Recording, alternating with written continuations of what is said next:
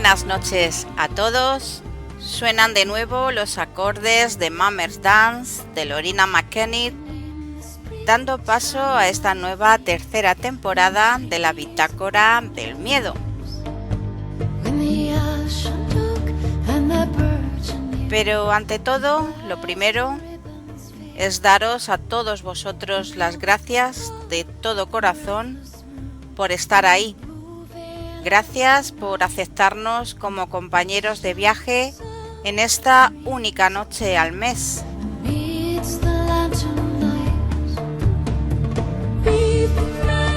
Un viaje mágico para todas aquellas almas curiosas, aquellas almas que tienen necesidad de conocer más, para todos aquellos amigos que saben que hay que ser humilde ante el eterno misterio de la vida.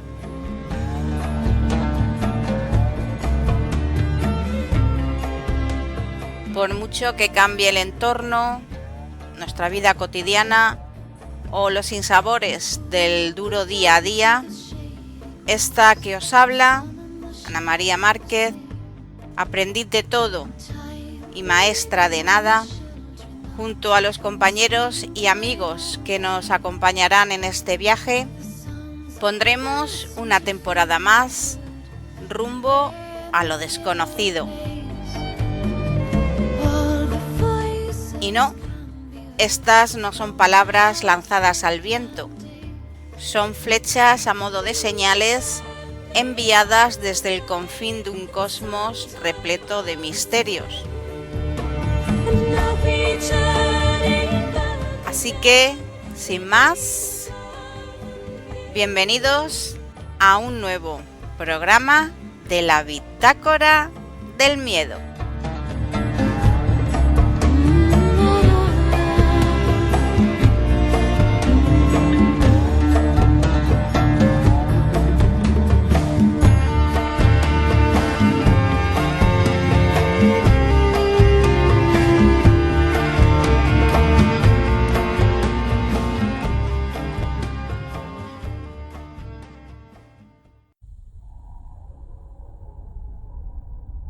¿Qué es un fantasma?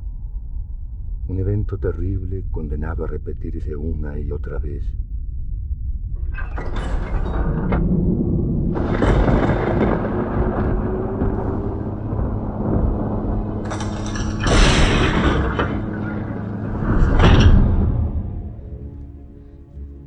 Un instante de dolor, quizá.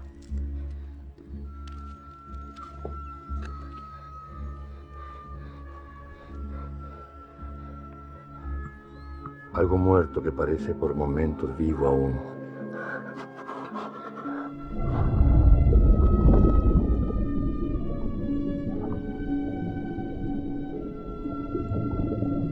Un sentimiento suspendido en el tiempo.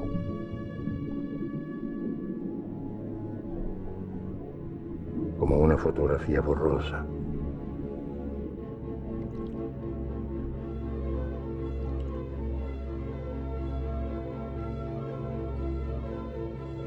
Como un insecto atrapado en ámbar.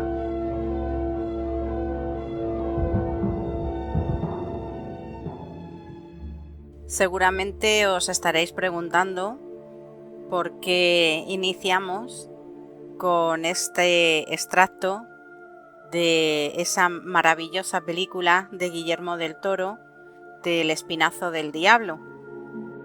Y precisamente he elegido esta parte, que probablemente sea de las más conocidas, porque tiene mucha relación con el tema que investiga y que trata el invitado de esta noche.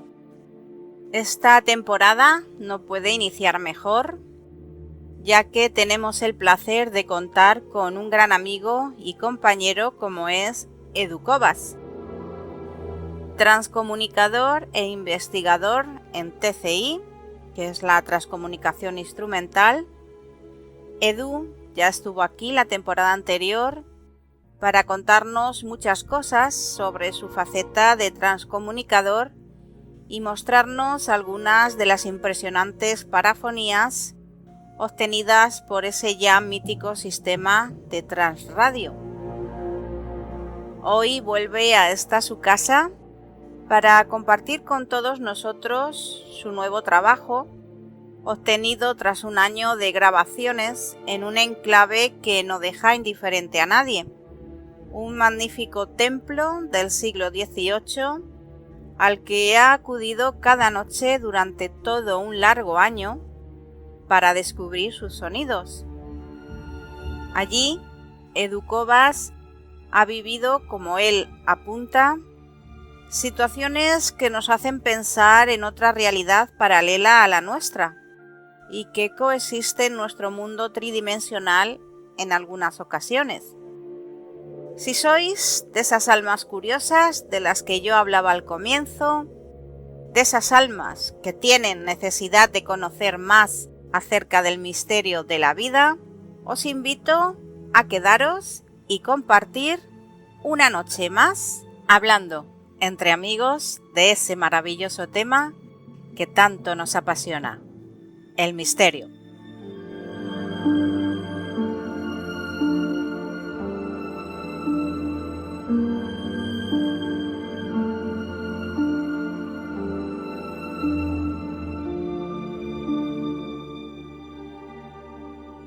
Y esta misteriosa experiencia de nuestro compañero Edu Cobas comienza así. Habían pasado casi 30 días desde que la grabadora captó esos extraños ruidos. Se detectaba una clara manipulación de un objeto físico. Lo más extraño es que la grabadora no captó la entrada ni la salida de un posible visitante nocturno. Es decir, lo que quiera que fuere, estaba dentro. El día 18 de mayo se realizó una grabación de 12 horas seguidas. La grabadora no captó ningún ruido extraño más en toda la noche. Resulta curioso pensar que haya un animal dentro y no interactúe en ningún momento más de la grabación. Esta noche se colocará la videocámara apuntando hacia la única entrada que hay en el templo. Si algo entra por la puerta, quedará registrado. El misterio continúa. Buenas noches, Edu. Ni te imaginas las ganas que tenía de que estuvieras de nuevo aquí en la Bitácora del Miedo, pues para que compartieras ese magnífico trabajo al que has dedicado todo un año. Así que te doy mi más cordial bienvenida, compañero, a esta, como he dicho antes, tu casa. ¿Qué tal, Ana? Muy buenas noches. Pues la verdad que yo estoy encantadísimo de volver otra vez a estar aquí en la Bitácora y bueno, pues compartiendo con vosotros hoy pues una historia que creo que es diferente a lo que yo he venido realizando durante estos años atrás y que creo que va a ser bastante interesante, ¿no?, de contar. Pues sí, la verdad es que sí. Yo ya adelanto que yo he podido ver el vídeo en tu canal de YouTube y que animo desde aquí a todos los que nos están escuchando a que también lo vean. Porque aparte de este que nos vas a comentar hoy, pues tienes muchas investigaciones. Y por cierto que el canal es Edu Cobas, para que cuando entren, ¿no?, puedan verlo. Correcto, Así, ¿no? Edu Cobas. Simplemente con ponerlo en el buscador, Ya pues ahí aparece. vendrá mi canal, exactamente. Bueno, pues tú dices en tu vídeo, en este que estamos comentando, que has subido además toda esta investigación, que tenías inquietud por grabar en ese lugar, en esta iglesia del siglo XVIII, y no sabes por qué. Exactamente, es una iglesia, bueno, os pongo un poco en antecedentes de dónde se encuentra el lugar. Es un despoblado, mejor dicho, es un antiguo despoblado porque ya lo datan, los primeros pobladores dicen que puede ser del siglo XI. Sí. Y está ubicado pues al lado de un pueblo un poquito más grande, que es en el que yo vivo actualmente, se llama Carbonero Mayor. Y bueno, pues antiguamente era un barrio, por decirlo de alguna manera, se trataba de un barrio de Carboneros Mayor. Es un lugar que se encuentra totalmente en el campo, ya pues apenas hoy quedan los restos de 2 o 3 casas, un palomar y lo que es la iglesia de Nuestra Señora de la Asunción. Uh-huh. Allí pues en sus años más jóvenes vivían pues más de 30 familias seguramente. Se dedicaban pues al ganado y se dedicaban pues a al trigo y a la cebada, ¿no? Pues plantaciones de secano. Sí. Este despoblado, bueno, estuvo más o menos activo hasta finales de los años 60, donde tan solamente quedaban un par de familias. Y bueno, pues se empezó a despoblar debido a que en Carbonero pues había más comodidades que en Fuentes. Claro. El pueblo se llamaba Fuentes de Carbonero y se sigue llamando Fuentes de Carbonero, a pesar de que este ya pues, se semi-derruido. Y por eso comenzó la despoblación, porque simplemente por las comodidades que existían en Carbonero y que en Fuentes no tenía. Entonces es un lugar que yo conozco desde pequeño, desde mis años más jóvenes, y la iglesia siempre ha estado ahí. La verdad que siempre me ha parecido pues, un sitio pues, bastante curioso y bastante interesante.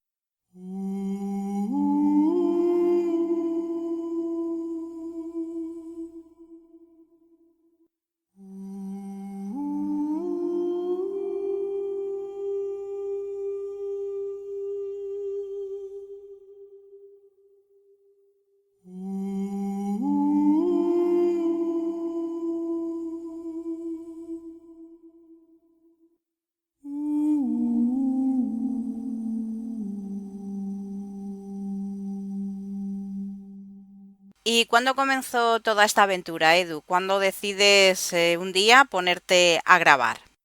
Todo esto comenzó pues en el año ya 2013. Sí. Yo entré ahí con una de mis radios a este templo, ¿no? A este antiguo templo, como bien has dicho, antes del siglo XVIII, que luego contaremos también un poquito la historia de este lugar. Y bueno, pues con la intención de intentar obtener alguna psicofonía a través de una de mis radios, ¿no? ¿Cuál fue mi sorpresa? Que efectivamente pues capté de una psicofonía, además muy curiosa, me dejó bastante impactado porque tenía que ver con la historia del lugar y además era una voz pues bastante clara. Mejor dicho, son dos voces, porque están saliendo primeramente una voz masculina, luego sale otra voz masculina pero totalmente diferente a la anterior, dejándome otro mensaje. Y así es como comienza la historia de este vídeo. Pues si te parece, Edu, vamos a escuchar concretamente esta psicofonía que, como dices, dio inicio, ¿no?, a toda esta aventura. Y si te parece, después de oírla, nos dices lo que dice, ¿no?, las palabras en concreto que dicen, más que nada, pues para no sugestionar un poquito a la gente, ¿no?, y por si acaso ellos escuchan otra cosa, ¿no? Perfecto, vamos a escucharla, si te parece. Venga.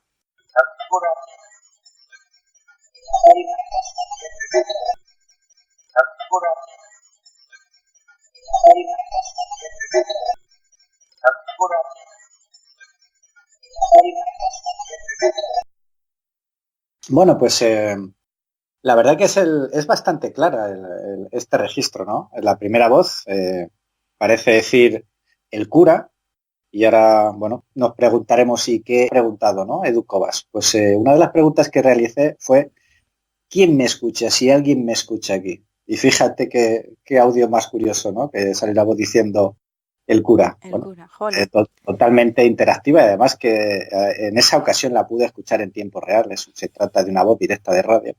La escuché en tiempo real y además luego después de esa voz sale otra seguidamente a esa voz que dice o parece decir almas te escuchan. Pues si te parece, Edu, volvemos a escucharlas y ahora sí, sabiendo ya que la primera voz dice el cura y la segunda, almas te escuchan.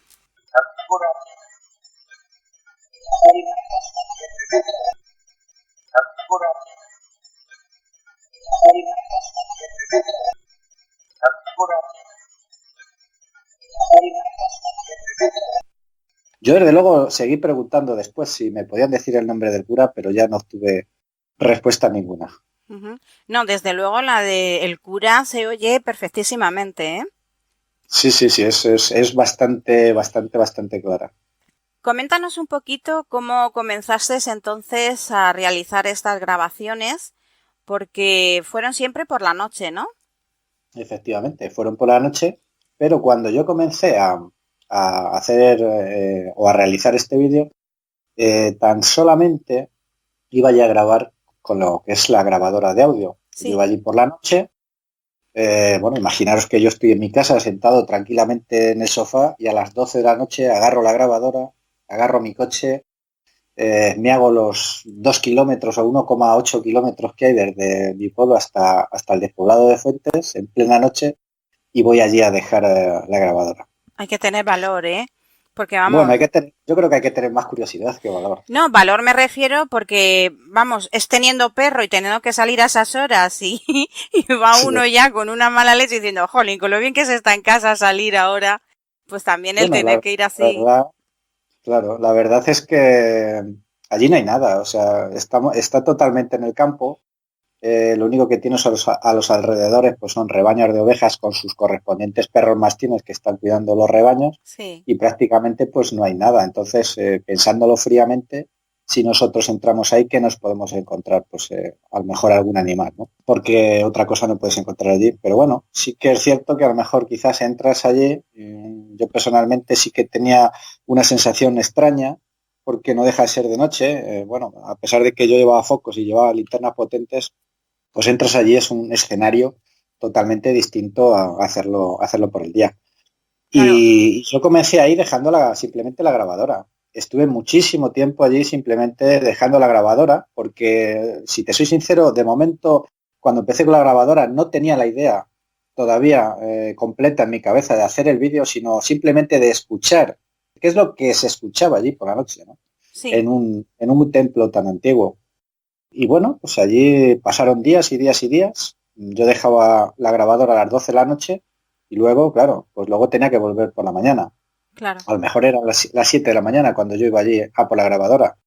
Todo pensando en que nadie me lo robara, claro, porque es un sitio donde pues perfectamente pueden ir personas a pasear, a visitar el antiguo despoblado y se pueden meter a la iglesia a curiosear o a ver qué es lo que hay. Claro, pues tenía allí la grabadora, bueno, aunque la grabadora la puedes dejar escondida por ahí, pero tienes el peligro de que te la roben.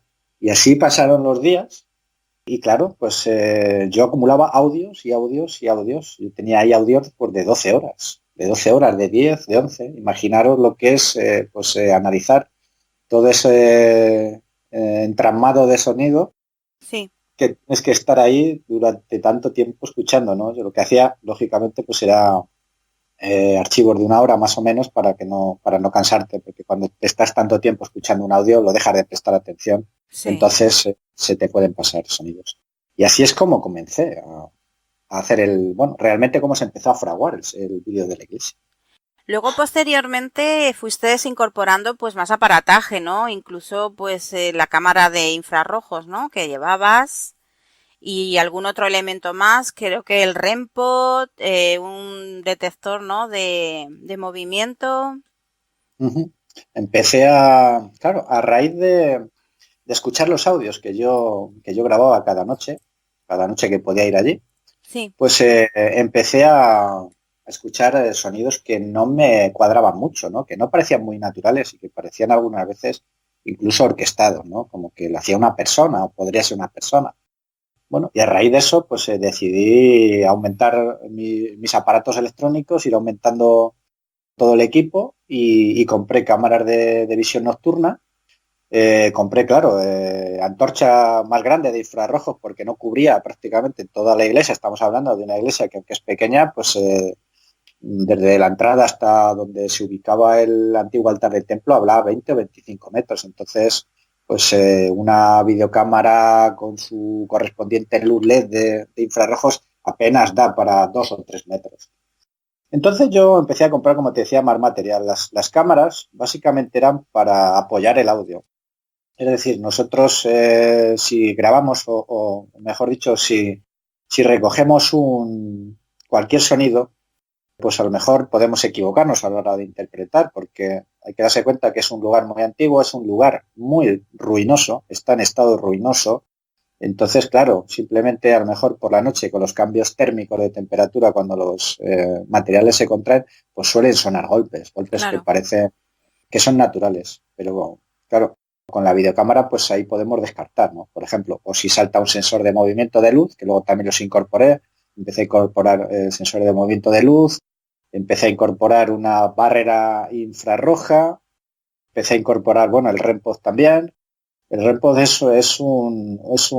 que hace es generar un campo magnético alrededor de su antena Sí, de un diámetro más o menos de unos 3 centímetros, que si algo rompe ese diámetro, pues nos avisa acústicamente, ¿no? De que han roto el campo magnético.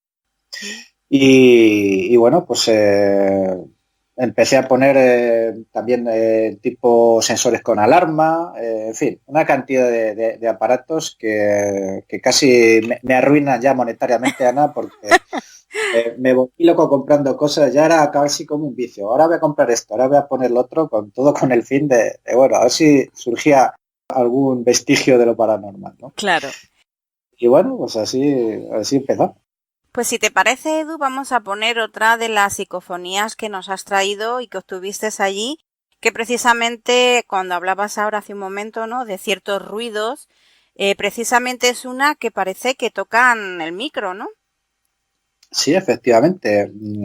Tenemos dos registros, porque me pasó en dos ocasiones, que parece ser que algo tocó el micro. Yo dispongo de una grabadora además que va a pilas, no es con baterías, es bastante antigua, se trata de una Olympus, y me gusta porque al llevar pilas puede durar muchísimas horas, incluso días grabando, ¿eh?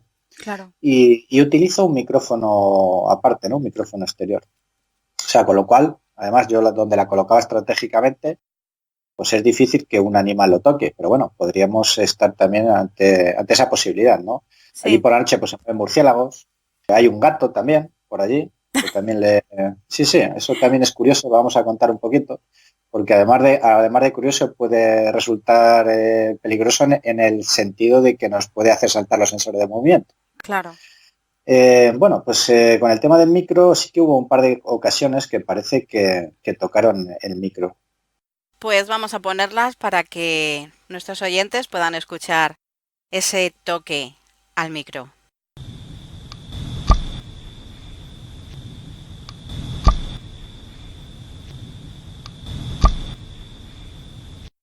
¿No has intentado grabar por curiosidad en alguna de las casas adyacentes a la iglesia? Porque ahí en el vídeo que pones ahí en YouTube, pues se ven que, bueno, algunas de ellas están pues totalmente derruidas, pero sí que como que hay un par de ellas que por lo menos algún trocito de pared sí que queda. Sí, la verdad que lo que queda allí ya pues está en un estado totalmente lamentable. Y la verdad que, mira, me has dado una idea porque seguramente pues van a seguir las grabaciones en un futuro. Y bueno, pues una buena idea. Lo que ocurre es que, bueno, pues si ya de por sí la iglesia está ruinosa por dentro y pueden entrar animales, como Sí. luego ya vamos a hablar también de esa posibilidad, pues fuera de ese recinto de la iglesia pues es aún peor, ¿no? Puede entrar cualquier tipo de animal o incluso te la pueden robar el equipo electrónico. Y la verdad que no lo había pensado, pero bueno, puede ser una posibilidad. Lo que tenemos detrás de la iglesia, por ejemplo, pues es un antiguo cementerio. Yo recuerdo, bueno, aparte de que en todas las iglesias, no solamente en los alrededores de la iglesia, sino dentro de las iglesias, antes se hacían enterramientos, porque estamos hablando que los cementerios actuales a lo mejor pueden tener 150 o 200 años, Sí, antiguamente a la gente se la enterraba tanto dentro de la iglesia como fuera. como fuera, sí. Afuera, sí, sí, afuera yo me acuerdo de más joven que al lado de la iglesia había un osario donde se había caído ya la pared y ahí estaban todos los huesos de personas que pues, algún día estarían enterradas allí. Claro. Y lo que es dentro de la iglesia hay un nicho que se ve claramente que hay, pues también hay un enterramiento. Entonces, bueno, por grabar fuera, pues puede ser un buen sitio, desde luego. Desde luego que sí puede ser, bueno, pues un sitio especial, energético, sí. Claro.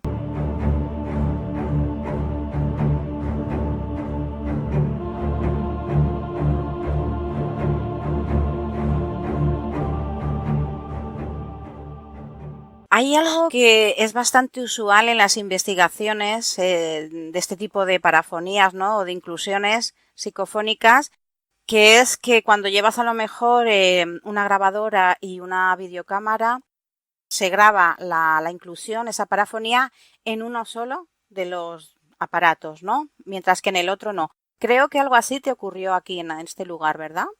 Efectivamente, eso me ocurrió en diciembre del 2018, primer día quizá que yo utilizaba la videocámara dentro del templo para grabar, ¿no? Para documentar lo que ocurría dentro. Entonces, bueno, pues yo me estuve grabando dentro con la videocámara, con la videocámara en mano, tipo youtuber, pues para documentar un poco lo que estaba haciendo. Porque bueno, yo te tengo que decir que es que tampoco tenía planeado todo lo que iba a pasar, ¿no? Día tras día, sino que iba surgiendo. Y Claro. bueno, yo el primer día agarré la videocámara y empecé ahí de noche, sería, no sé, 11:30, 12 de la noche, como entraba siempre más o menos a esas horas, y explicaba un poco lo que iba a hacer dentro, colocaba los dispositivos y demás. Entonces yo lo que solía hacer era poner la grabadora de audio junto con la videocámara a grabar a la vez, precisamente por lo que tú estabas explicando, ¿no? Porque hay muchas veces que una psicofonía, un registro psicofónico, se graba por el micrófono, por ejemplo, de la videocámara y no por el micrófono de la grabadora. Ujú. Y eso es lo que me ocurrió ese día, precisamente cuando yo estaba explicando pues lo que yo estaba haciendo dentro del templo, pues dejo la grabadora en donde se ubicaba el antiguo altar del templo y bueno, pues se grabó una inclusión psicofónica que entró precisamente por el micrófono de la videocámara, que es totalmente ininteligible. Yo no entiendo lo que dice. Y bueno, pues pude comprobar al día siguiente, ya analizando las imágenes y analizando el audio, que solamente se había captado por el micrófono de la videocámara, ¿no? Es algo curioso y que nos indica que, por supuesto, no es una voz natural, sino que es una voz que no corresponde a ese entorno, porque lógicamente si hubiera sido una voz natural o incluso un susurro mío, pues Sí, se hubiera grabado en los dos dispositivos. En exacto. este caso solamente fue por la videocámara. Pues si te parece, Edu, la ponemos para que la escuchen también nuestros oyentes. Perfecto. Vamos allá.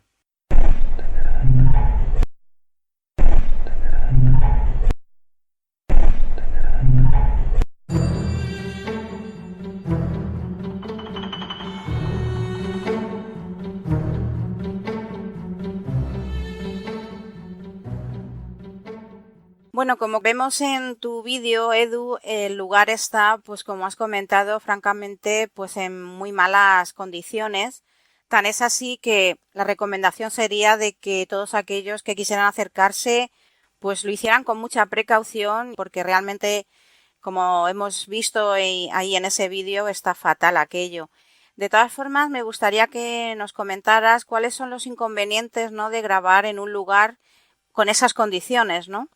Sí, efectivamente, como tú dices, el primer inconveniente, yo creo que es el más importante de todos, es el estado en el que se encuentra este templo. Está en un estado ruinoso pues debido a la edad que tiene, ¿no? Mira, por ejemplo, se sabe que hay documentos históricos que ya datan esta iglesia de 1601. Hay muy pocos documentos históricos de esta iglesia, pero sí que hay 2 o 3 que hacen referencia a ese año. O sea, que ya sabemos que es anterior al 1600. O sea, que podemos estar Fíjate. hablando de una iglesia, claro, lógicamente, de una iglesia que puede ser del siglo XVI o anterior. No sabemos. Entonces, bueno, pues está en un estado lamentable debido a eso, al paso del tiempo. Aparte que yo os quería contar una curiosidad también. Esta iglesia, como la conocemos hoy, no es la misma que había antes. Esta iglesia cayó un rayo en 1732 y se reconstruyó en 1741. Por lo tanto, por fijaros, estamos hablando de una iglesia de 200 y pico años, Madre mía. con todos los materiales originales que se emplearon para dicha aula. Entonces, el entrar ahí ahora mismo, la verdad que es bastante arriesgado. El entrar ahí. Están lo que son los techos, la cúpula, pues hay partes de la cúpula que se han venido abajo y bueno, pues ese es el mayor riesgo que tiene. Luego, a la hora de grabar, pues también hay algún que otro inconveniente.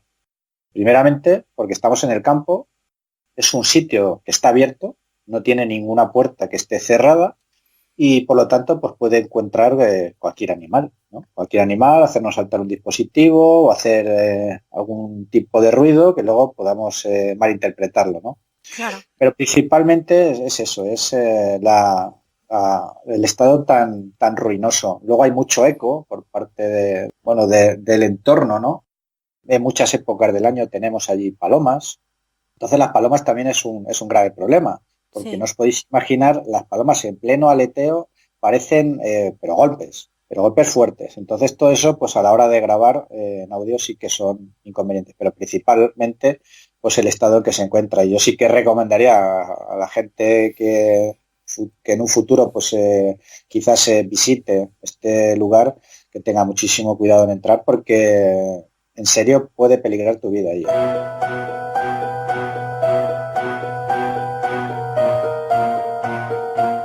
Hay una de las psicofonías que también has tenido a bien pues traernos al programa, que son unos ruidos de pisadas que me han llamado bastante la atención. ¿A qué crees tú que pueden ser debidas? Porque como además utilizas la videocámara y están puestas, ¿no? Grabando lo que es Sí, todo. digamos que está como espía, ¿no? Es una Exacto, especie de sí. espía que tenemos ahí que nos va registrando todo lo que acontece. A mí me ha hecho mucha gracia como la denominas en tu vídeo, que es la cámara trampa. Sí, eso, pero es totalmente diferente porque luego me tuve que comprar una cámara trampa y ese ya fue uno de de las últimas cosas que compré debido a eso. Lo de las pisadas, eso venía de mucho tiempo atrás. Ya en el año 2018 ya registré alguna que otra pisada.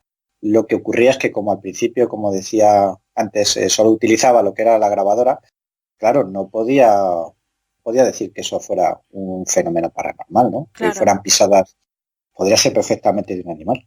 Entonces, bueno, pues sí que tuve claras ocasiones donde se escuchaba solamente en audio antes de poner la videocámara, que se escuchaba pasos, ¿no? Porque hay que ponernos en situación y ver dónde está el antiguo altar o por dónde están diferentes estancias de la iglesia, que al caerse por los escombros, al caerse todos los materiales de la cúpula, del techo, han generado unos escombros ahí, que cuando nosotros entramos dentro generas una serie de ruidos clarísimos, Sí, porque se sí, sí. escucha. Sí, y además que comparando ese sonido que registraste con tu entrada muchas de las veces a la iglesia, ¿no? Pues para Sí, retirar el material, recogerlo o incluso ponerlo, es que es el mismo sonido, ¿no? De los cascotes con tus pisadas, o sea que parece ser que es alguien físico y con peso suficiente para ocasionar ese ruido, ¿no? Porque a lo mejor un efectivamente. animal, ¿no? Efectivamente, has hecho una apreciación muy importante. La grabadora que tengo, a pesar de que es antigua, como digo, es bastante potente. Entonces, yo cuando llegaba con mi coche, por ejemplo, a recoger la grabadora, se escuchaba perfectamente cómo abro la puerta, cómo me dirijo allí, y nada más entrar por la puerta del templo, suenan los cascotes de ladrillos, de cachos de teja, de piedras pequeñas, suena perfectamente. Entonces, claro, como tú dices, las pisadas suenan a algo físico, por supuesto, que es algo físico, eso sí que podemos decir que es físico, lo que no puedo decir es el qué es qué es lo que lo produce. Pero sí que podemos decir que tiene que ser de un tamaño considerable. Es decir, por ejemplo, el gato que merodea por los alrededores del templo, por dentro, os aseguro que no genera esos ruidos porque ya lo he grabado y los gatos, vamos, es que tienen almohadillas en las Sí. patitas, es que no hacen ni un ruido, o sea, ni un ruido. Entonces, pues eso fue uno de los episodios ya de los últimos días que grabé que me tenía bastante intrigado, ¿no? Bastante intrigado porque es que se escuchaban perfectamente. Sí.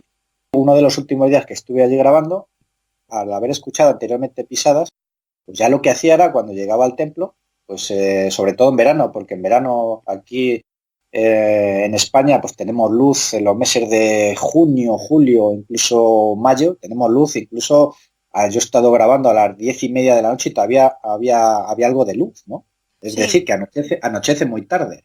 Entonces lo que yo hacía era pues más o menos llegar a las 10 de la noche, 9:30, 10 de la noche, para tener algo de luz y poder, primeramente, colocar todos los dispositivos electrónicos y darme una vuelta por toda la iglesia, por todas las estancias de la iglesia, incluso subir por las escaleras al campanario, que eso sí que está bastante bien conservado y no hay ningún peligro, con el fin de ver si había algún tipo de animal, ¿no? Lo interesante de todo es que esta iglesia solamente tiene una entrada. A pesar de que los techos están bastante deteriorados y hay alguna parte que está hundida, tiene unos techos, perdón, unas paredes bastante altas. Es imposible que un animal de una cierta envergadura entrara por ahí. Es decir, que lo que entrara solamente sería por La la puerta. puerta. Exactamente. después de verificar que allí no había ningún animal que nos pudiera generar ese tipo de ruidos como fueron los pasos, bueno, pues yo dejo todo preparado, dejo grabando la videocámara enfocando a la puerta. Si algo entrara por la puerta, pues la videocámara lo registraría.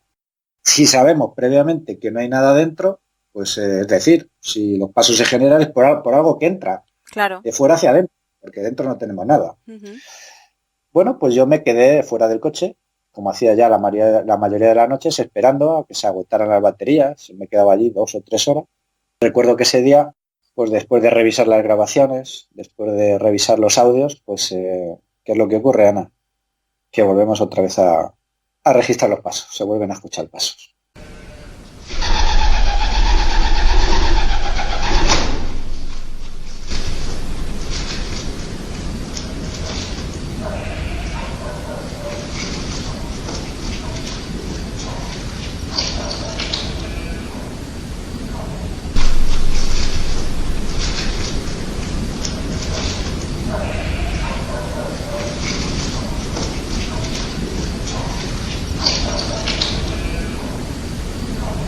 Estás escuchando la Bitácora del Miedo en Radio Bitácora. Pues ahí están esas pisadas que se oye cómo andan sobre esos cascotes de todo eso que ha caído de las paredes y del techo.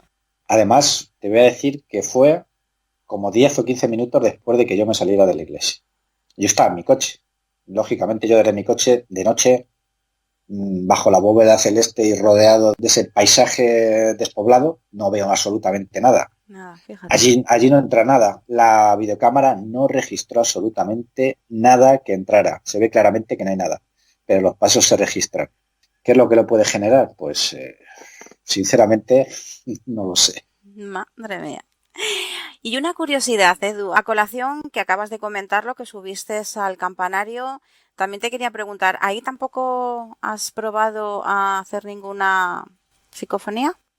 Pues mira, he probado en diferentes ubicaciones grabando audio, ¿no? En el altar, había un par de altares en los laterales de la iglesia donde seguramente pues en sus días había algún tipo de escultura, pero la verdad que en el campanario pues no porque me he centrado principalmente en lo que es donde estaba el altar y donde estaba, claro, porque es que en el altar ahí había un antiguo enterramiento.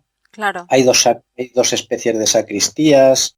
Digamos que es donde se puede generar más ruido, ¿no? Y en principio, como yo iba buscando los ruidos nocturnos que se podrían producir ahí por la noche, claro, pues no lo hice, no lo hice ahí. Te lo comento porque sí que es verdad que en algunos pueblos en los que, pues eso, ¿no? También se daba la circunstancia de que había iglesias con sus campanarios y tal, sí que tengo conocimiento de que se han podido captar el sonido de campanas.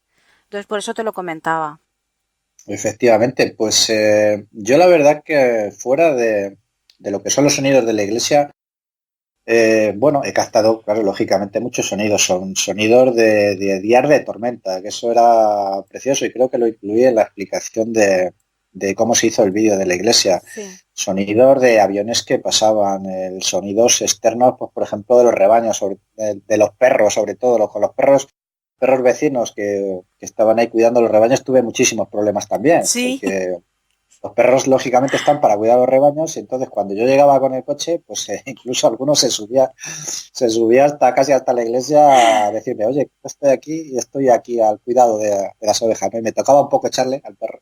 Pobrecito. Y sobre todo, bueno, al final ya me hice amigo de ellos, ya me conocían de tanto y sobre todo los ladridos que generaban. Eso estaban ahí durante toda la noche. Pero prácticamente fuera de lo que es las grabaciones desde dentro, la verdad que no, salvo que alguna vez que, bueno, ha llegado a entrar gente dentro de la iglesia mientras yo estaba grabando. Y recuerdo que una noche pues entraron, además eran 3 personas porque registré 3 voces diferentes, eran dos varones y una mujer, y creo que iban a hacer ahí fotografía nocturna. O sea que incluso por la noche allí puedes tener visitas. Claro.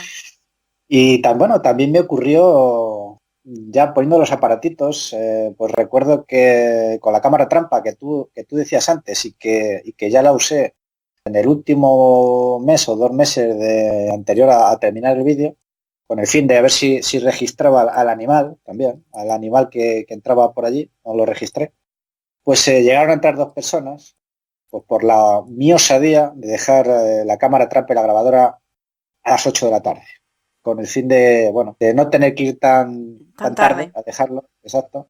Y bueno, pues ¿qué ocurrió? Que entraron 2 personas allí y bueno, pues vieron la grabadora, vieron la cámara trampa lo registró en vídeo. Claro, pues grabé la conversación, que bueno, podemos poner un trocito si quieres también, para que veáis la sorpresa que se llevaron las 2 personas cuando entra a un templo del siglo XVIII y se encuentra allí pues una grabadora, un micrófono y una cámara trampa.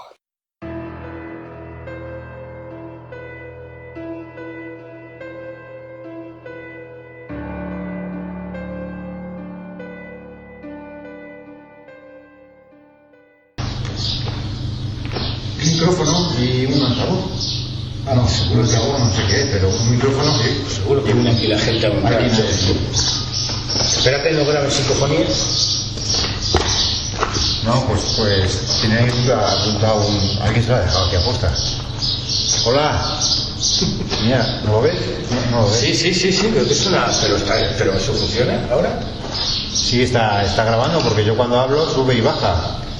Lo que sí que me llamó la atención que en ese trocito, ¿no?, que también nos has pasado, de esas 2 personas que descubren pues todo tu aparataje allí montado, que hablan de psicofonías, o sea, que sabían del tema, ¿no? Porque, a ver, no todo el mundo está ducho en estas cosas y imagínate, ¿no? Pues entre tanta gente que puede llegar a ir allí, precisamente van unas personas porque hablan, oye, esto yo creo que es de psicofonías y tal, ¿no? ¿Verdad? Sí.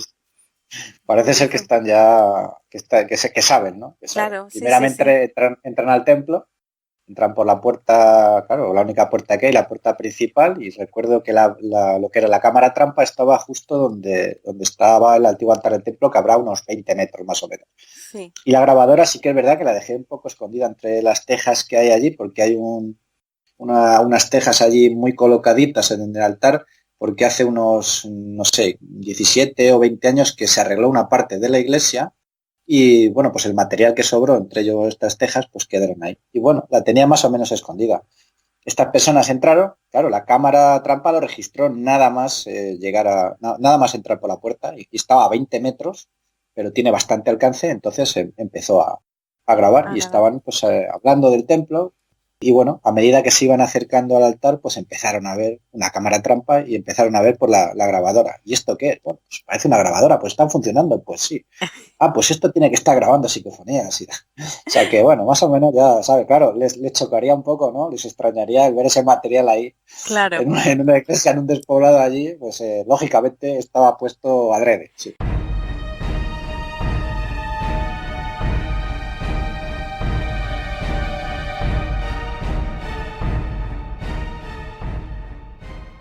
Y ahora, Edu, acabas de hablarnos de Texas y yo quiero que nos cuentes pues todo lo que hay alrededor de esas tejas, unos ruidos extraños, que nos comentes un poquito. Sí, ese es uno de los episodios que a mí más me llamó la atención y me dejó bastante perplejo. Imaginaros que la grabadora está ahí toda la noche grabando. Además recuerdo que ese día pues no pude poner las videocámaras porque era un día de tormenta, era un día lluvioso y al estar los techos tan mal, pues decidí no poner la videocámara por el peligro que conllevaba, que lloviera, se mojara, se estropeara, en fin, la humedad. Entonces decidí solamente poner lo que es la grabadora de audio. Coloqué la grabadora de audio donde se ubicaba el antiguo altar del templo y lo dejé toda la noche ahí. Al día siguiente regresé, me llevo mi grabadora y cuando yo vuelco toda la información de audio de la grabadora al PC y lo escucho, me doy cuenta que hay unos ruidos que, bueno, yo la verdad que nada más escucharlo me quedo perplejo. Se empezaron a escuchar cómo se manipulaban las tejas, cómo parecía que cogían las tejas o las movían, ¿no? Sí. Es un audio que dura 2 minutos y pico, eso es lo que me extrañaba, porque si estuviéramos hablando de un poltergeist, por ejemplo, no concuerda mucho, ¿no? La duración que tiene. Lo que está claro es que era algo físico lo que movía las tejas. Entonces, Bueno, pues la verdad que es un audio muy curioso. Claro, esto es lo que propició luego ya que yo utilizara la cámara trampa para intentar... yo estaba totalmente seguro de que seguramente era un animal. ¿Por qué? Pues primeramente porque estamos hablando de un sitio que es un sitio abierto y puede entrar cualquier animal. Estamos en el campo, con lo cual aquí puede haber tejones, ¿no? En esta zona pues puede haber tejones. Además que los tejones pues son animales con un peso considerable y pudiera ser una de las causas que propiciaban el escuchar los pasos, ¿no? Claro, totalmente lógico. Lo que pasa es que, claro, la grabadora estaba registrando y los ruidos se graban desde dentro. No se escucha a nadie que entre. No se escucha ningún coche que pare. No se escucha nada que entra. O sea que, por lo tanto, los ruidos se generan. Yo eché el cálculo más o menos que se generaron a unos 2 o 3 metros de donde estaba el altar. Empezaron los ruidos y luego se acercaron hasta donde estaban las tejas. Sí. Este audio dura 2 minutos y pico. Y bueno, pues la verdad que yo me quedé, pues eso, totalmente sorprendido porque desde luego es algo físico. Una noche tormentosa, una noche lluviosa y bueno, pues os puedo asegurar que si el audio duraba 12 horas, de esos 2 minutos solamente que se escuchaban ruidos, en toda la noche no se volvió a escuchar absolutamente nada.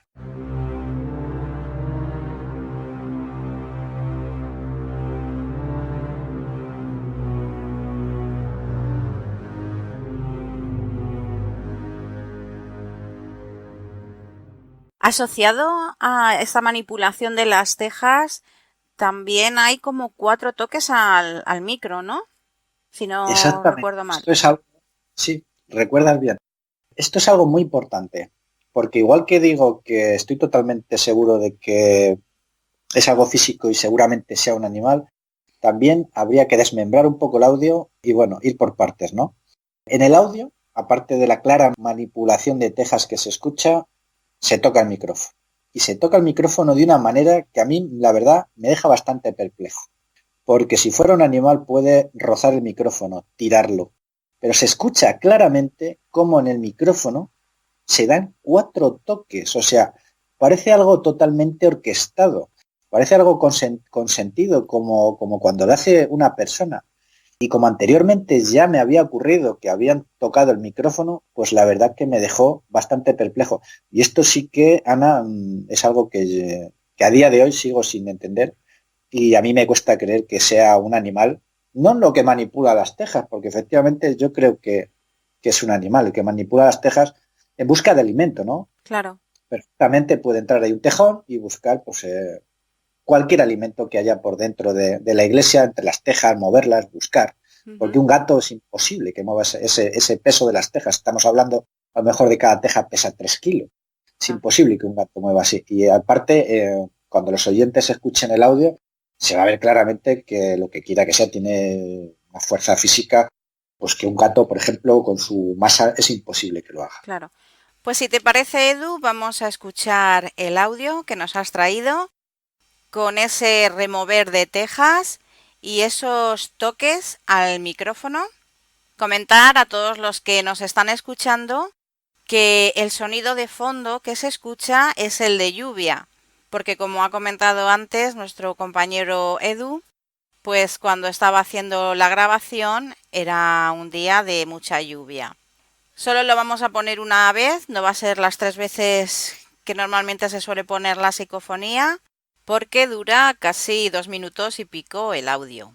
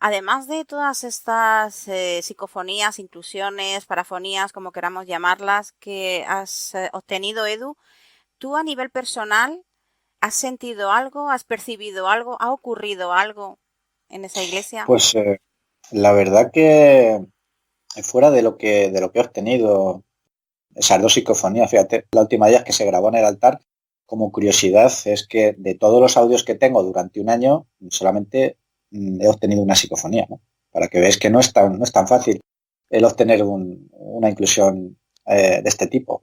Entonces, yo ver allí, cuando yo entraba por la noche, allí con mi linterna, la verdad que ver no he visto nada. Eso es así, o sea, no he visto nada ni he sentido nada, pero sí que me ha ocurrido ciertas cosas. Además, tiene que ver con los aparatos electrónicos que no deja de ser curioso. Como por ejemplo, recuerdo que una noche entré ahí bueno, a poner todos los aparatos electrónicos y con la videocámara en mano estaba pues también haciendo una especie de explicación y cuando yo dejo en una especie de mesita que sale ahí en el vídeo, una mesa así, pues con una cierta altura, precisamente para si pasara algún animal, como el famoso gato, que no los detectores de movimiento no lo detectaran y me hicieran un falso positivo, pues dejé la videocámara ahí puesta encima de esta mesita, Sí. pues para colocar el trípode y demás. Y de repente, cuando yo agarro otra vez la videocámara, está apagada. Bueno, lo primero que yo pienso es, me he quedado sin batería. Pero qué raro, si yo he salido de casa y además que es que soy una persona, vamos, súper estricta con estas cosas de las baterías porque salgo con todo, con pilas nuevas. El REMPOD, si le utilizaba 2 días o un día, le cambiaba la batería, le ponía batería nueva. Bueno, Ujú. total que vuelvo a encender la videocámara y tiene la batería completamente cargada. Sí. ¿Por qué se apagó? Pues sinceramente no lo sé. Pero esto mismo me ocurrió también con la grabadora. Con la grabadora, como te decía antes, le cambiaba de ubicación muchas veces, cambiaba de lugar para grabar desde distintos ángulos en la iglesia. Sí. Y recuerdo que, bueno, pues le doy al red, la dejo grabando, me voy, al día siguiente voy a por ella y me encuentro con la grabadora que está parada, Ana, no está apagada, parada. O sea, le tienes que dar al stop. Yo Claro. estoy completamente seguro de que la grabadora, yo en ningún momento la toqué el stop sin querer porque además me fijo precisamente para ver si está grabando o no y la dejé ahí. Sí, sí, sí. La grabadora estuvo grabando 1 hora 12 minutos y se paró. Se paró y estaban en stand-by, esperando a que yo volviera a dar el red.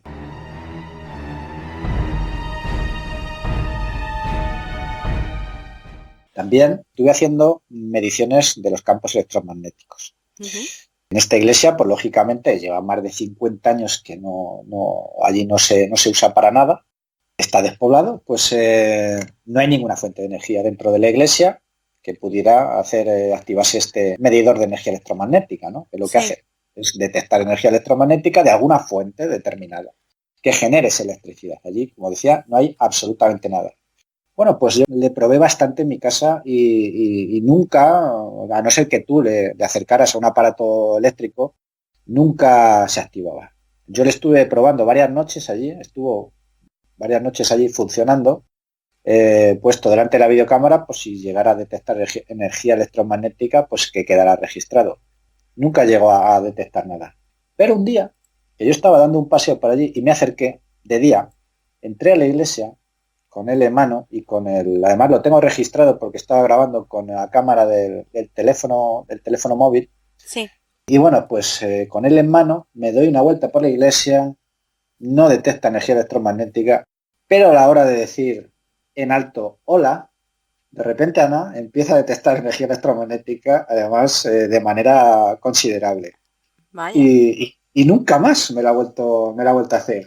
Es algo totalmente ilógico porque, como decía, ahí no hay ninguna fuente de energía que nos Claro. pueda, que nos pueda hacer activar este aparato. Y eso es lo más raro que me ha pasado ahí, pero nunca he visto nada, ni una sombra siquiera, que es lo que vas un poco detrás de ello, con Claro. la videocámara, para registrar una sombra, una luminaria, tal.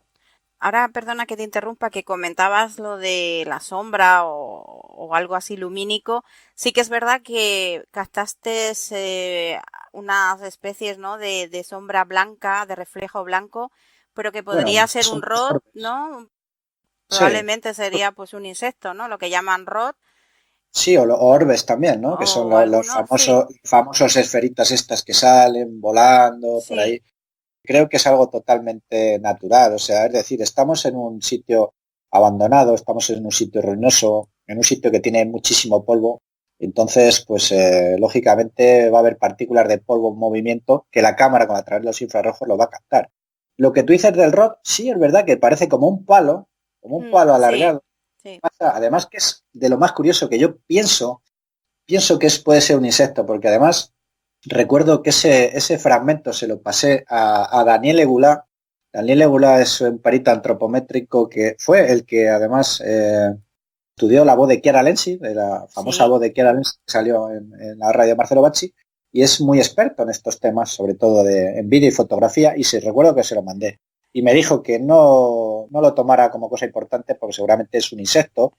Es algo curioso porque sale desde la puerta de la derecha de una sacristía de la iglesia hacia la otra puerta. Totalmente recto, sin hacer un pequeño giro. Sí, pero déjame decirte que el rod sí que, es factible que sea el insecto porque se ve bastante bien y es el típico, además es el de libro.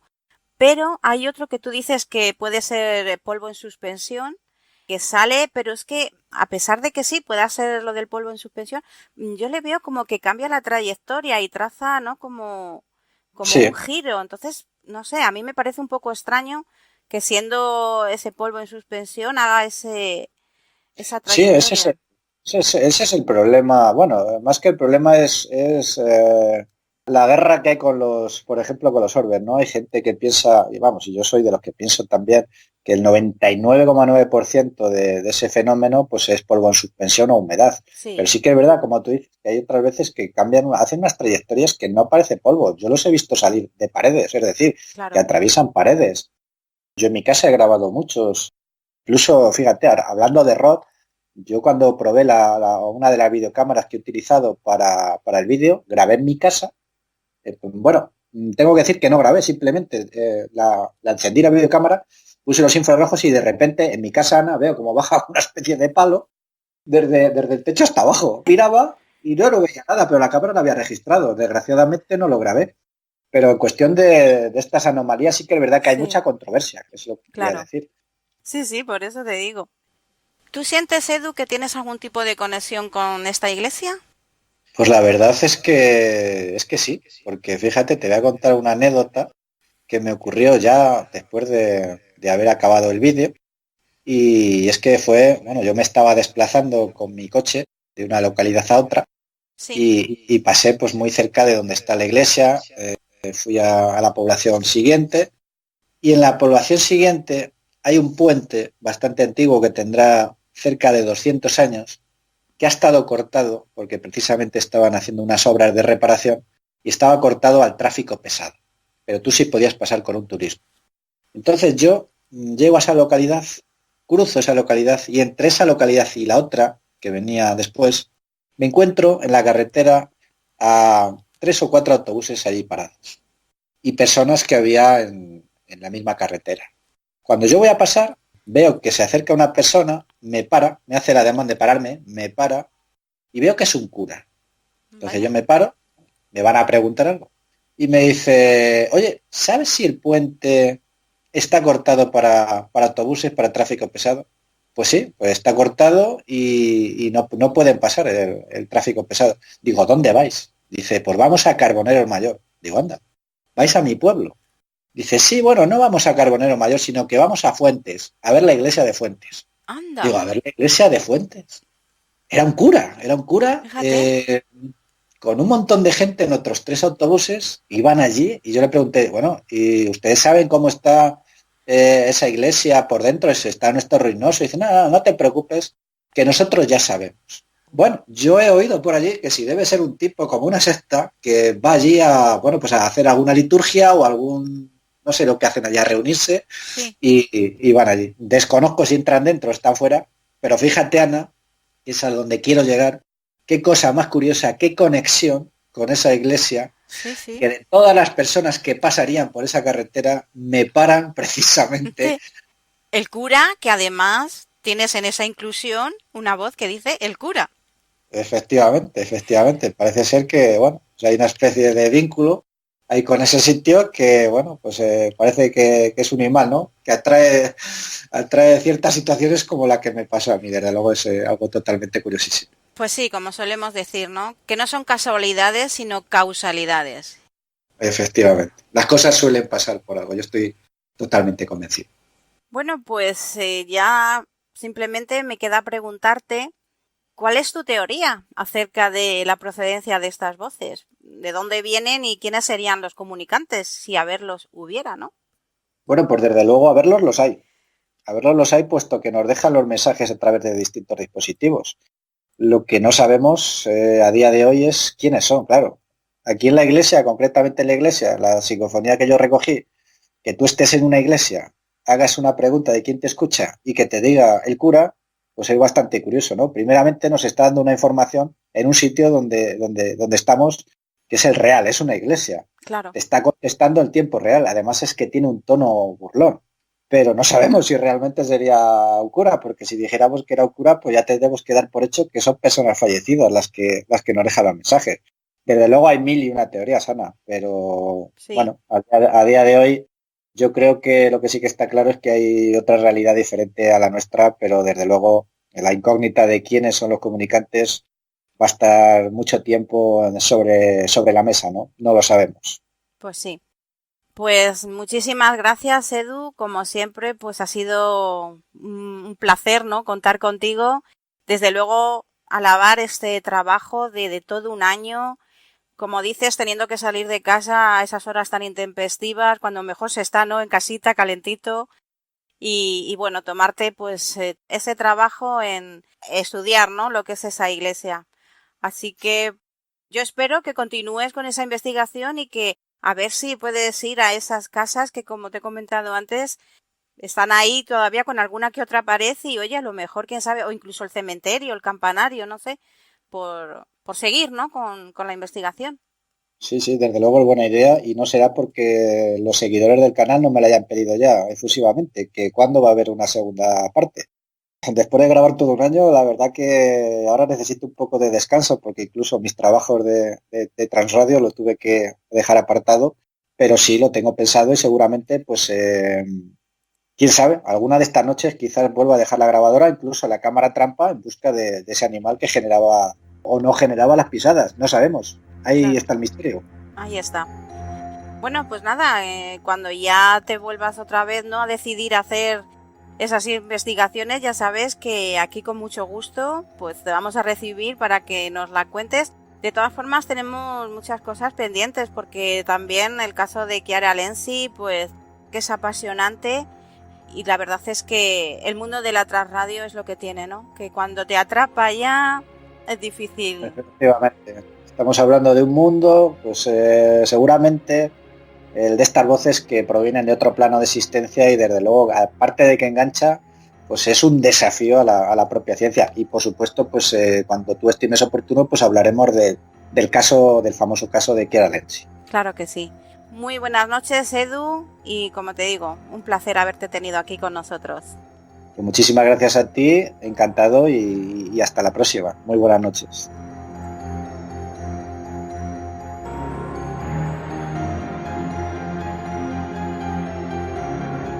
Ahí estaba ese magnífico trabajo de nuestro amigo y compañero Edu Cobas sobre ese diario sonoro en esa iglesia del siglo XVIII. Fijaros que en el amplio mundo de la parapsicología quizá no hay un fenómeno más estudiado que el de las psicofonías.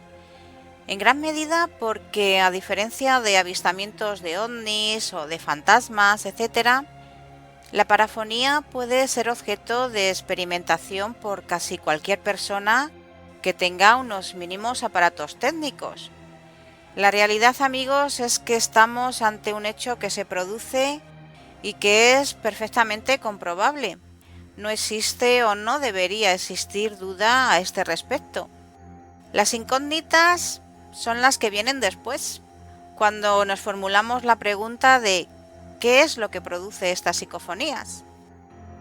Habrá teorías para todos los gustos, pero no es menos cierto que cuando nos encontramos ante estas voces dialogantes o que responden afirmativamente a hechos concretos, las explicaciones parecen quedarse cortas. El misterio prosigue al mismo ritmo que se suceden las experimentaciones. Así que seguiremos investigando y seguiremos trayendo a compañeros que hacen una labor tan importante y tan exhaustiva, pues para dar un poco, ¿no?, de luz a este misterioso mundo de la psicofonía.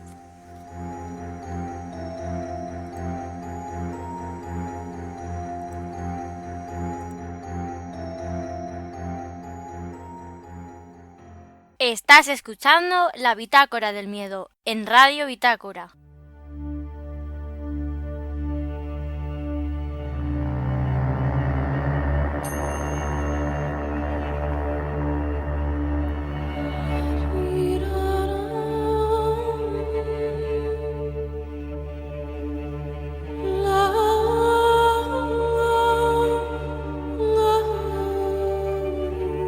Si hay un tema apasionante donde los haya, es el de esos misterios que siempre han quedado ahí en la historia, que muchos de ellos pues no han llegado a tener solución.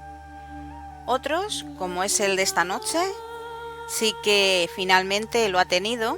Tenemos, por ejemplo, por decir uno entre tantos y tantos que existen, la muerte de aquella aviadora, ¿no?, de Amelia Earhart, que viajando pues en su avión Electra, pues desapareció sin dejar rastro hasta que casi 85 años después hay indicios que sustentan la teoría de que ese avión no se estrelló y se hundió en el mar, sino que aterrizó forzosamente en la isla Nikumaroro y que los dos pilotos, tanto ella como su compañero que iba con ella en ese avión, vivieron como náufragos hasta que murieron. Pues parecido a este misterio, que finalmente pues parece ser que ya se ha desvelado, o al menos así creen aquellos investigadores que han estado estudiando, ¿no?, esos huesos que se pudieron recuperar y que probablemente pues fueron los de Amelia. Hay otro misterio o enigma que aconteció a más de un centenar de personas en los albores del siglo XVI, que desaparecieron sin dejar rastro. Seguramente muchos de vosotros habréis oído hablar de la colonia inglesa de Roanoke.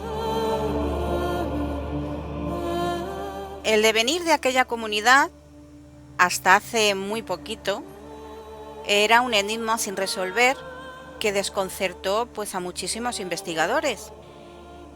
Y es que cuando los británicos llegaron a lo que había sido un próspero fuerte, habitado por sus paisanos en lo que era el norte de América, hallaron una ciudad totalmente pues desierta y tan solo una palabra escrita en un árbol, Croatoan.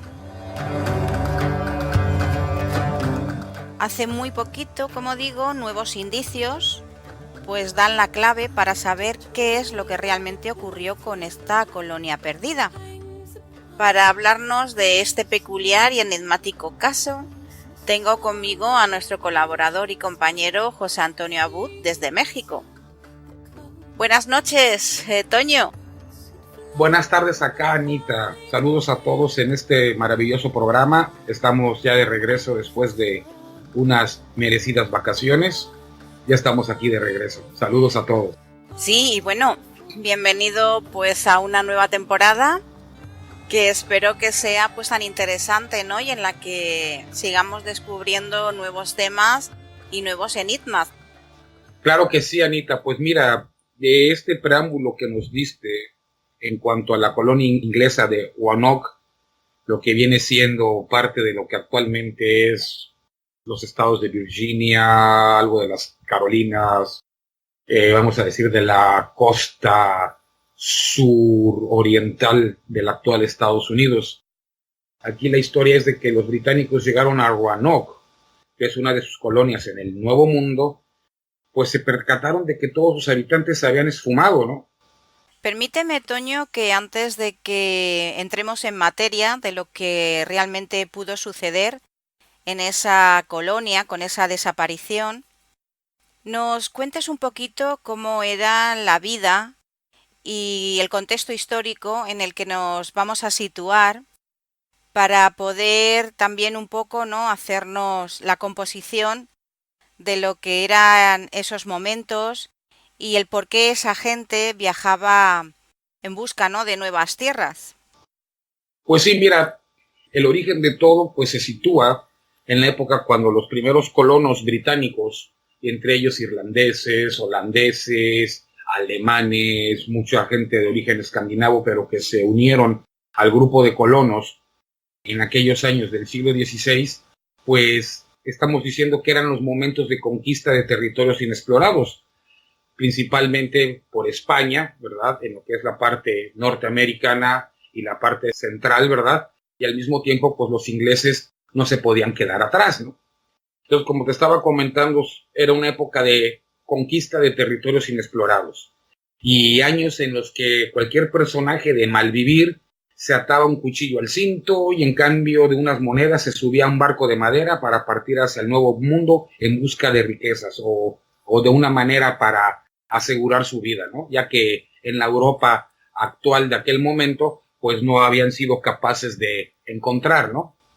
A estos pocos les importaba sobrevivir el peligroso viaje, que es plagado de enfermedades, temporales, piratas, y que se les avecinaba a través del Atlántico, pues las promesas de oro y plata que allí podrían encontrar era el suficiente motivo para moverse, ¿no? En Europa era bien conocido por todos que el máximo exponente de conquista y expansión en territorio americano era la Vieja España. Poco podían hacer otras naciones para tratar de equipararse al poderío de Felipe II. Creo que ¿qué apodo tenía Felipe II? ¿Qué sobrenombre? ¿No recuerdas? Creo que fue el Prudente, porque logró mantener unificados durante su reinado todos los territorios españoles.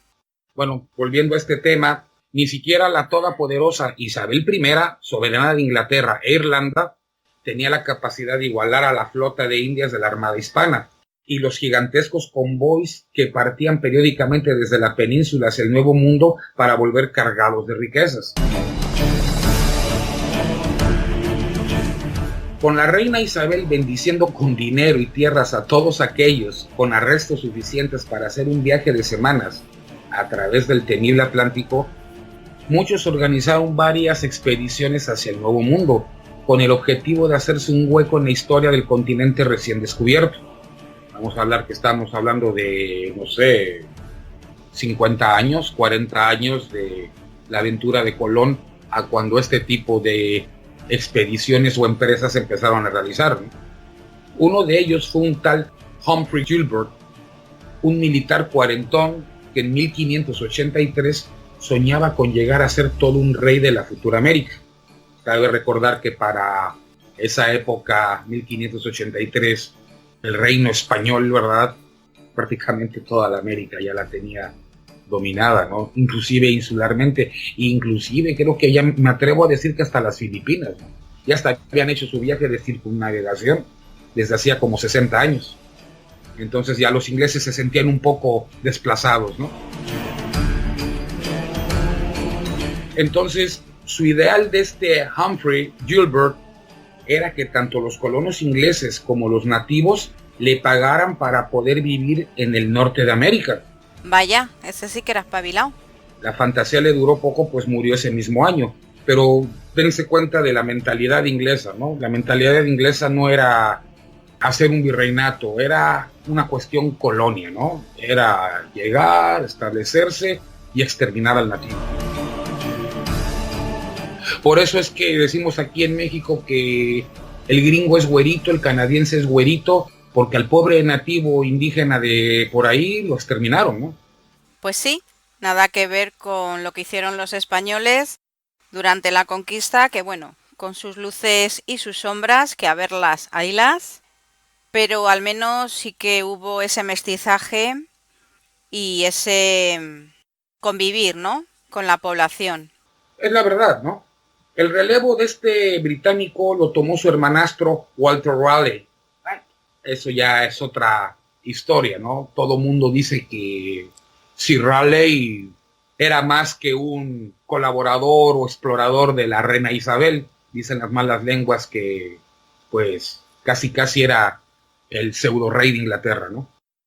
Que en 1584 organizó una expedición con un par de buques para hacer realidad los deseos de la reina y llenar de paso su bolsa. Aquella expedición fue todo un éxito para los ingleses, que arribaron a América del Norte sin apenas dificultades y lograron contactar con un grupo de nativos locales que les proporcionaron provisiones y cobijo, pues ahí se asentaron durante algunos meses. Después de este descubrimiento regresó a la expedición a Inglaterra y las comarcas que acababan de reconocerse recibieron el nombre de Virginia, que inclusive hasta la fecha es uno de los actuales estados del sureste americano.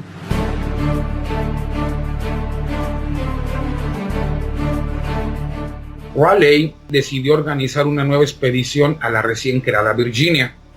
Eso sí, en este caso ellos planeaban llevar mucho más buques, más soldados y más provisiones con el objetivo de establecer una pequeña colonia que se hiciese fuerte en la región. Ya no fue un viaje de exploración o de expedición, sino que fue ya para hacer asentamientos y finalmente empezar a hacer lo que es su exterminio, ¿no? Raleigh nombró como capitán a Richard Grenville, su propio primo, al mando de 7 navíos. Los que viajaban en esta segunda expedición eran soldados curtidos en decenas de contiendas, o sea que ya iban algo más serio. No había ni mujeres ni niños. Todo acorde a los objetivos que se buscaban: instaurar un fuerte que pudiese resistir las incursiones hispanas, o sea, ya la rivalidad, ¿no? Está claro. Entonces, bueno, la idea al inicio era pues comerciar también con los nativos de las famosas tribus Croatan y Secotan. Este emplazamiento idóneo sería la isla de Roanoke, en la bahía de Shakespeare, pues según creían, gozaba de un clima envidiable. Decidido este emplazamiento, Grenville se marchó tras prometer regresar con provisiones y dejar por ahí a los 108 colonos, que al poco ya habían construido varias casas, levantado un pequeño fuerte y establecido relaciones con los indígenas. Pero comenzaron los problemas. La isla no producía suficiente comida y empezaron a pensar que una maldición pues pesaba sobre aquella tierra. Y aquí es fácil de verlo, ¿no? Por el simple hecho de que llegaron al Nuevo Mundo, pues no iban a tener la misma suerte que los españoles, ¿no? Estamos hablando de latitudes. No es lo mismo llegar a las costas de Nueva Escocia, ¿verdad?, que es la misma América, que llegar a las costas de Veracruz o de Tabasco, ¿no?, que está lleno de frutas y verduras, ¿no? Entonces, pues es lo mismo. Y ahí es un clima hostil, ¿no? Porque en época de verano es muy caluroso y en época de invierno puede ser hasta más frío que la misma Europa, ¿no? Entonces, pues ahí como que hasta en eso España tenía ventaja.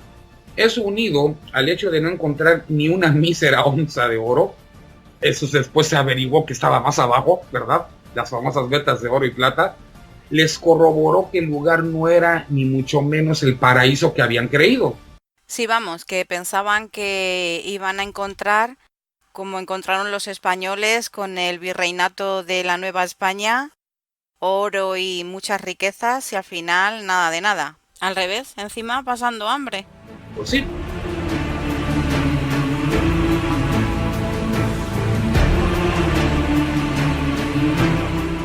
En 1587, Raleigh organizó una nueva expedición al mando del artista John White. A este se le dieron órdenes de establecerse en el fuerte Roanoke e iniciar de nuevo relaciones comerciales con los nativos. Entonces, la partida además fue ideada de una forma diferente. En lugar de soldados viajarían hasta la zona hombres y mujeres, que supieran realizar todo tipo de trabajos manuales y cultivar la tierra, o sea, ya pues reproducirse, ¿no? La finalidad, por lo tanto, era dejar a un lado los saqueos y las armas para asentarse de una forma efectiva en la región. Pero, ¿por qué siguieron entonces intentando crear una colonia en el Nuevo Mundo, pues a pesar de los peligros que existían? Y ya no solo eso, sino que Roanoke había sido calificada de maldita por sus habitantes.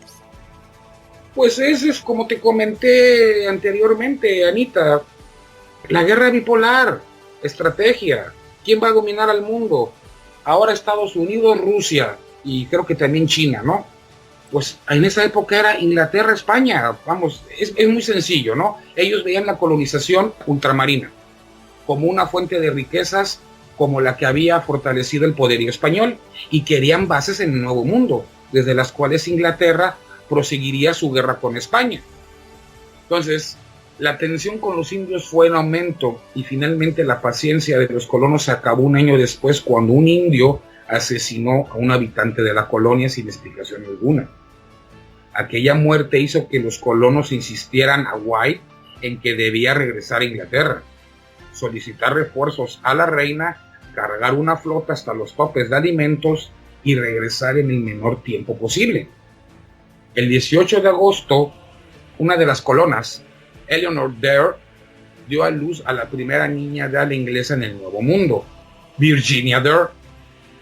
Una semana más tarde, el abuelo del bebé, el capitán John White, se vio obligado a regresar a Inglaterra para comprar suministros que tanto necesitaba. El ilustrado aceptó, aunque ordenó a los ciudadanos de dos cosas antes de subir al navío.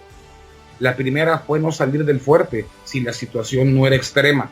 La segunda consistía en que si eran atacados por indios o españoles, dejasen una marca muy concreta tallada en un árbol del fuerte, una cruz de Malta. De esa forma, cuando él llegase, sabría que habían tenido problemas y que se habían visto obligados a marcharse. White tuvo que esperar hasta 1590, o sea que estamos hablando de 3 años, ¿verdad?, para poder viajar de vuelta a Roanoke con la ayuda prometida. O sea que me estás diciendo que 3 años después de partir, dejando pues a su suerte a más de un centenar de hombres, mujeres y niños, incluida pues su nieta, ¿no?, recién nacida, este hombre, John White, regresa a ese fuerte. Así es, Ana. Sé que en agosto de 1587 y en agosto de 1590 es cuando White y otros tantos hombres pisaron la isla. No pudieron creer lo que allí había pasado. El asentamiento estaba completamente desierto. Ninguno de los 90 hombres, 17 mujeres y 11 niños, que son las 118 personas que habían dejado, fueron encontrados. Tras investigar la zona, descubrieron que todas las casas habían sido desmanteladas, pero que no había señales de lucha, por lo que aparentemente no se había sucedido batalla alguna. A su vez, White y sus hombres se percataron de que no había ni una cruz de Malta tallada en los árboles del fuerte Roanoke, por lo que los colonos no habían sido atacados. Tan solo hallaron 2 extrañas pistas sobre su paradero. La única posible clave encontrada fue la palabra Croatoan, escrita en un poste, y la sílaba Cro cerca de la primera.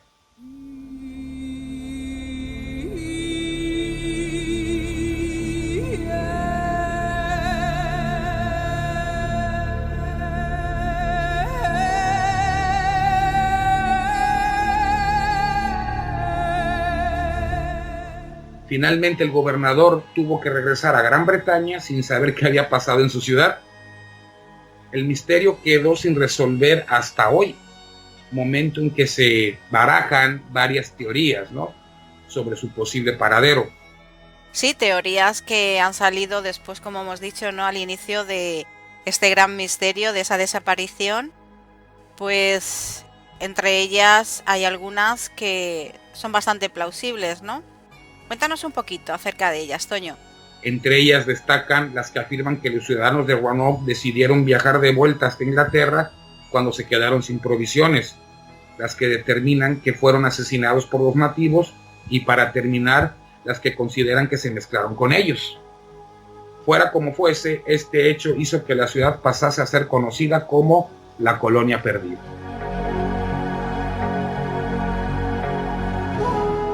Desde luego no me digas, Toño, que no existen pasajes en la propia historia que no son auténticos enigmas. Y ahora parece que de un tiempo a esta parte hay una de esas teorías de las que se barajaban que parece ser que en base a ciertos hallazgos puede ser la más lógica, ¿no? Pues sí, Ana, fíjate que desde 1590 los arqueólogos han estado investigando las posibles causas del abandono de Roanoke y el paradero de los más de 100 colonos que la habitaban, 118 para ser exactos. Uno de los avances más destacables para desvelar el misterio se dio hasta el 2012, año en que el Museo Británico halló en un viejo mapa dibujado por el mismísimo White una serie de marcas ocultas que desvelaban la existencia de una supuesta fortaleza a 80 kilómetros de la colonia, aunque se desconocía si el gobernador hizo esa señal pensando que los británicos podían estar ahí. Nicholas Luckery, arqueólogo de la First Colony Foundation, la fundación de la primera colonia, se trasladó a la zona posteriormente para encontrar cualquier resto del paso de los ingleses por el lugar. 3 años después, O'Doherty informó del hallazgo de una serie de objetos que podrían haber pertenecido a los colonos perdidos. Estos van desde algunas piezas de cerámica con un estilo típicamente inglés, hasta varias herramientas de metal de la época, entre ellas un gancho y un clavo para una tienda de campaña. A su vez han desenterrado varios fragmentos de espadas típicamente europeas y mosquetes primitivos que podrían haber sido llevados hasta ahí desde la metrópoli. Lo más destacable es que todo lo que se ha encontrado data del siglo XVI y en la mayoría de los casos los nativos no tenían la tecnología necesaria para llevarlas a cabo. En 1998, finalizando el siglo XX, los arqueólogos de la Universidad de Carolina encontraron un anillo de oro de 10 quilates grabados con un león erizado o caballos. Uno de los descubrimientos recientes más inusuales es un pequeño trozo de pizarra también, que fue utilizado como una tabla de escritura junto con un lápiz. Una M se puede leer en una esquina. Y esta tabla presenta muchas similitudes con otras encontradas en Jamestown. El objeto parece datar del siglo XVI y seguramente fue propiedad de un noble británico. En base a todo ello, O'Doherty y su equipo secundan la teoría de que por esa zona, Cave Creek, a la que llegaron en 1655 varias partidas de colonos británicos de forma oficial, pues pasaron los ingleses de Roanoke. Siempre, según los expertos, este centenar de personas habían viajado hasta el interior para vivir con los nativos después de haber sido atacados por alguna tribu de indios cercana. Es lo que pues se cree con más veracidad, ¿no? Como teoría, ¿no? Impresionante historia, la verdad. 5 siglos han tenido que pasar para desvelar uno de los misterios históricos que ahí estaban. Bueno, es lo que se cree, que pasaron por ahí y se mezclaron con los nativos.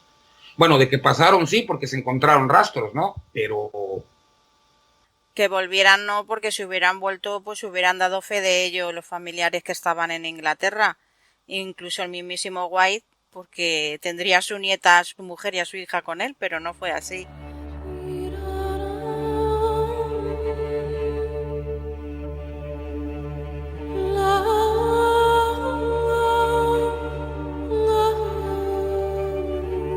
Lo que yo decía al principio cuando he presentado el tema de que existen misterios cuya solución quedará oculta en los albores del tiempo.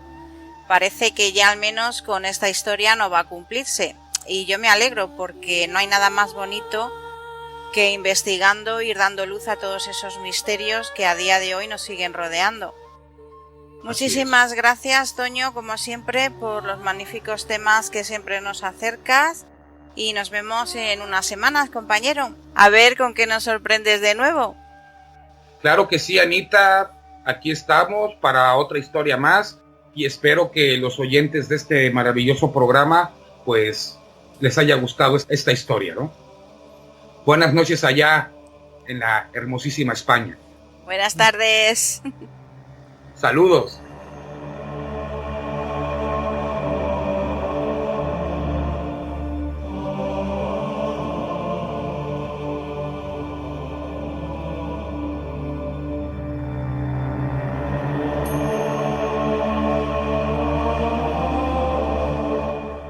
La colonia perdida, uno de los pasajes misteriosos de la historia que por fin ha visto la luz, gracias a nuestro compañero José Antonio Abud, que tan magníficamente nos la ha comentado y traído esta noche.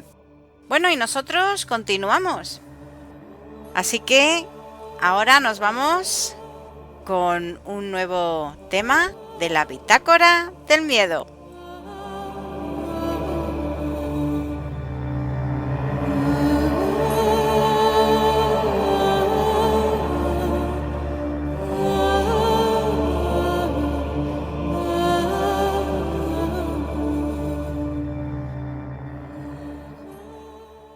Estás escuchando la Bitácora del Miedo en Radio Bitácora.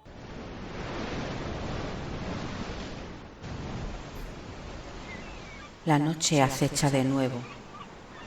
El barco sigue su rumbo, pero nos hemos visto obligados a continuar sin el capitán.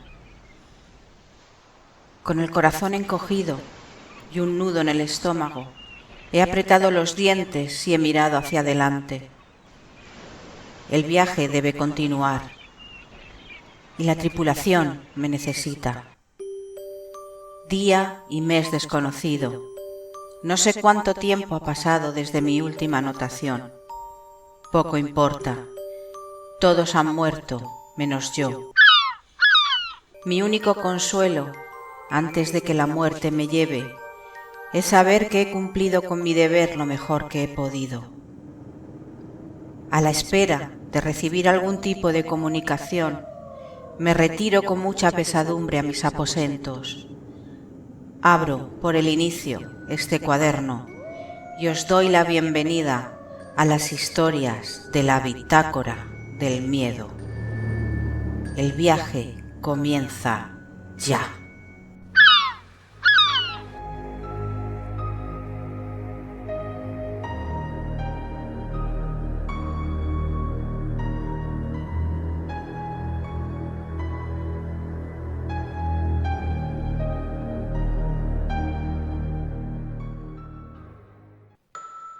Hola amigos, soy Ana María Márquez y hoy os traigo el caso del fantasma de la monja perdida en Gibraltar. En 1521, un convento franciscano que se había fundado en 1482 fue trasladado a este lugar, que más tarde, en 1711, se convertiría en la residencia de los gobernadores británicos. Cuando los cristianos tomaron el Peñón en 1462, varias órdenes religiosas se establecieron en Gibraltar. Hacia 1480, los franciscanos se instalaron en el área de lo que hoy se conoce como el convento. En 1531, Francisco de Madrid hizo una donación para la construcción de una capilla y una ampliación del antiguo convento. Poco después de la toma de Gibraltar por parte de los ejércitos británicos y holandeses en 1704, los frailes franciscanos abandonaron este lugar. El edificio, que probablemente sufrió algunos daños leves durante la toma, quedó abandonado hasta 1728, cuando se readaptó para convertirse en el palacio del gobernador militar. El término convento se ha seguido utilizando para definir este lugar ininterrumpidamente desde que se construyera el primer convento en el siglo XV. La escalera principal junto a la entrada pertenece probablemente a esta gran rehabilitación. A mediados del siglo XIX, bajo el mandato del teniente general Sir William Codrington, en aquel entonces gobernador, se mandó reconstruir la sala de banquetes y fiestas, así como la fachada que daba a Main Street, que en aquella época era la puerta trasera del edificio y se reformó por completo hasta convertirse en la majestuosa entrada que actualmente podemos admirar. Sería en 1951 cuando el buque SS Bedenham explotó cargado de municiones en el puerto interior.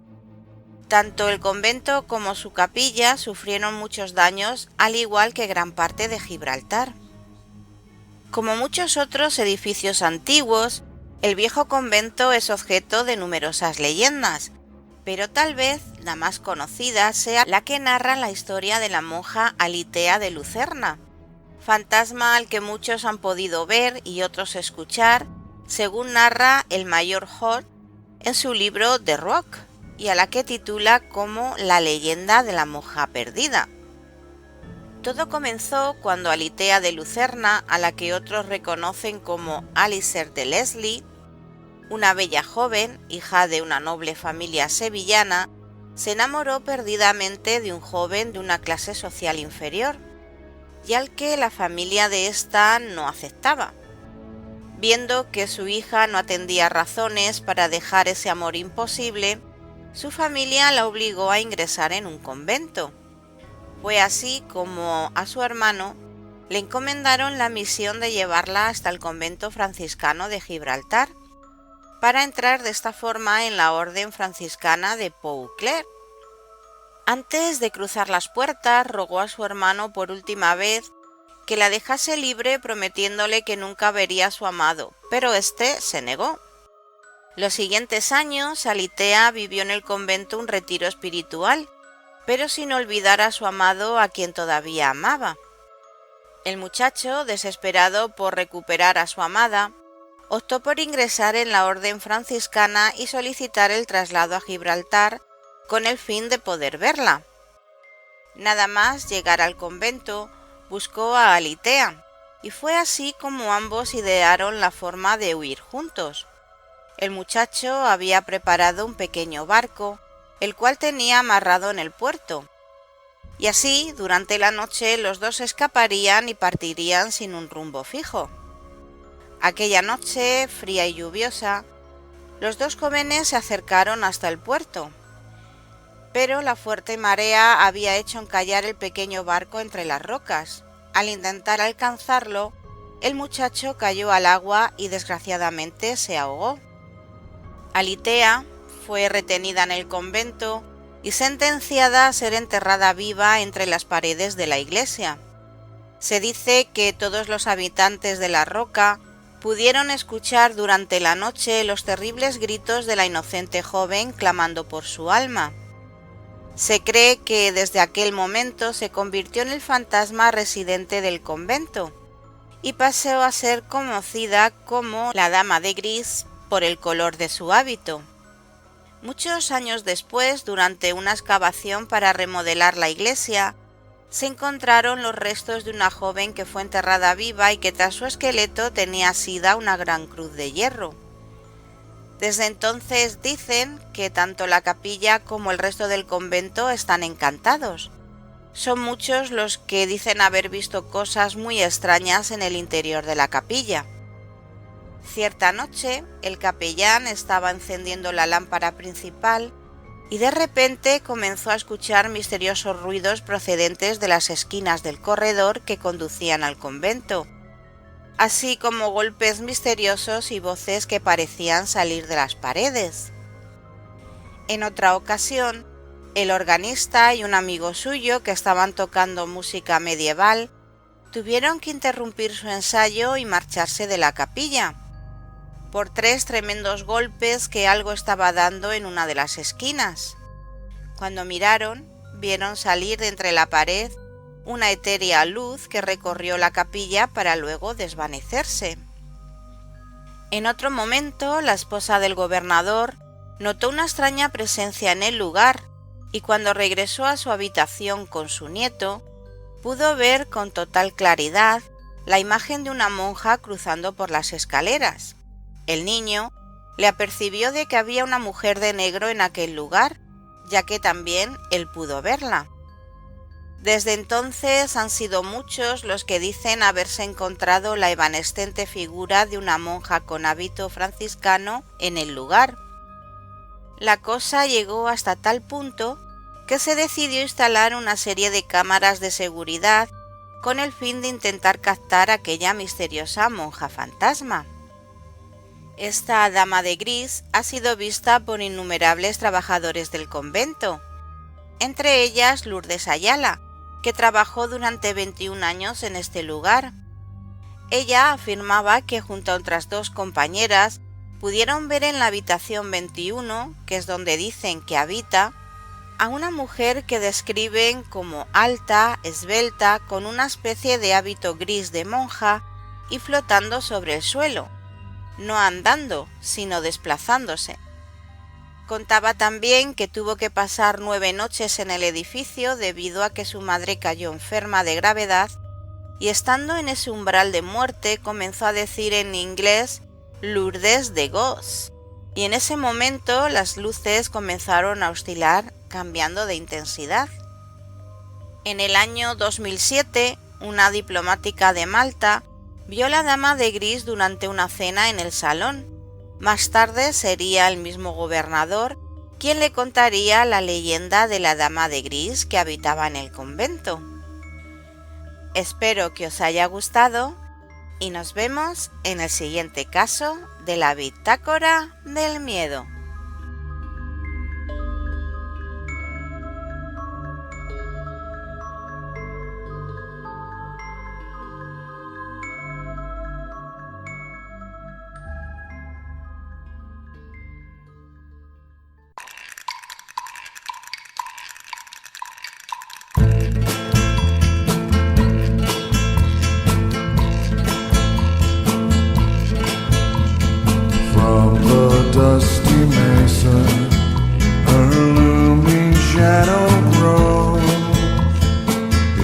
Bueno amigos, hasta aquí el programa de esta noche.